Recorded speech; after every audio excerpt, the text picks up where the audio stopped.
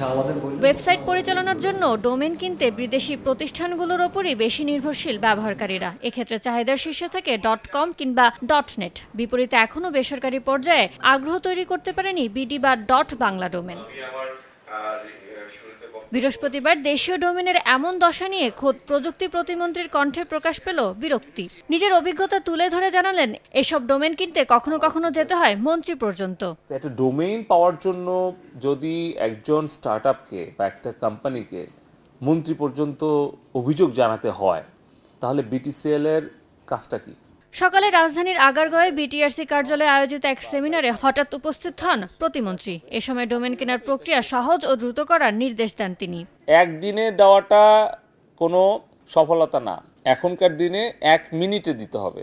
সেমিনারে বিডি ও .বাংলা ডোমেনের নিবন্ধন উন্মুক্ত করে দেওয়ারও নির্দেশ দেন প্রতিমন্ত্রী। শেয়ার করলো ইয়ানুর শিফাত, সময় সংবাদ, ঢাকা। যেগুলো এই যে ভেরিফাই করছেন